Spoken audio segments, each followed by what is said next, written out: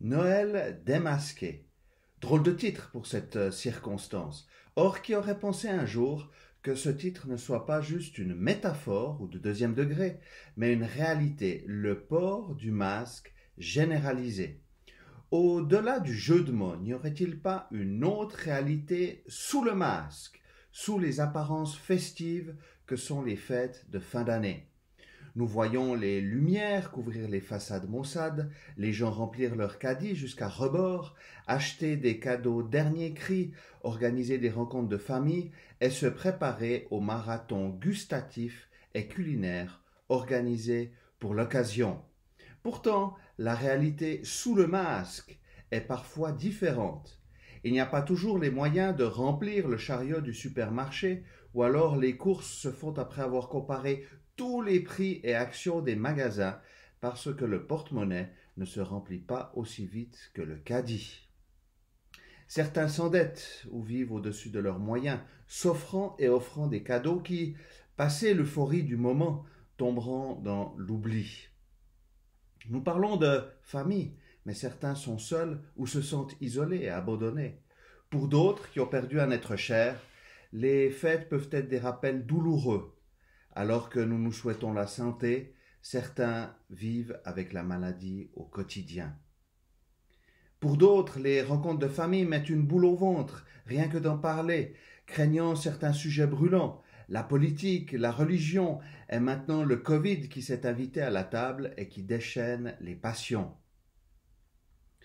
Le téléjournal, l'autre jour, interrogeait un panel de personnes en leur demandant ce qu'ils appréhendaient le plus à Noël, et c'était majoritairement la rencontre avec la famille ou la belle famille. Derrière l'apparence de richesse se cache parfois la pauvreté. Un sourire peut cacher une tristesse, une apparence satisfaite peut cacher un vide abyssal. Mais alors, comment conjuguer le message de Noël avec la réalité que chacune et chacun vit? Noël démasqué. Jésus dévoile une réalité à ses disciples dans Marc 14, 7. Vous avez toujours les pauvres avec vous et vous pouvez leur faire du bien quand vous voulez, mais vous ne m'avez pas toujours. Cette intervention suit l'épisode où Marie a versé du parfum de grand prix sur Jésus et Judas qui demande si à la place de ce geste, pour lui inconsidéré, cet argent n'aurait pas pu servir aux pauvres. Jésus appuie à ce moment le fait qu'il sera crucifié et qu'il se retournera un jour près du Père. Il ne sera donc plus là physiquement. Vous avez les pauvres avec vous. Mais qui sont-ils? L'Écriture nous dit, vous connaissez la grâce de notre Seigneur Jésus-Christ. Pour vous, il s'est fait pauvre alors qu'il était riche, afin que par sa pauvreté, vous soyez enrichis. 2 Corinthiens 8, 9. Noël démasqué. Jésus s'est mis à notre hauteur pour nous enrichir. Et c'est là le véritable sens de Noël et de sa venue. Nous enrichir, pas financièrement, certains abusant et détournant le véritable sens de ce verset. Jésus est venu pour celles et ceux qui sont malades, pour les pécheurs, pour ceux qui se rendent compte de leur pauvreté. Les pauvres sont ceux qui sont dans le besoin. N'étions-nous pas de leur nombre, nous qui avons reçu et accepté la grâce et la richesse qui viennent d'en haut? Force est de constater que nous connaissons bien nos zones de pauvreté et de manquement, celles dont nous avons honte et que nous n'osons pas exposer. Ainsi, se rendre compte de la pauvreté autour de nous n'est pas se prendre pour au-dessus des autres, en arguant que nous sommes comblés. C'est plutôt reconnaître la nécessité de rencontrer Jésus-Christ et de se laisser toucher par lui. Heureux ceux qui reconnaissent leur pauvreté spirituelle, heureux ceux qui pleurent, heureux ceux qui ont faim et soif de la justice, heureux car la perspective d'être sauvés, enrichis, consolés et rassasiés est possible et réalisable. Noël démasqué.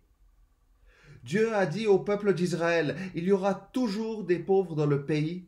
C'est pourquoi je te donne ce commandement, tu ouvriras ta main à ton frère, à celui qui vit dans la misère et la pauvreté dans ton pays.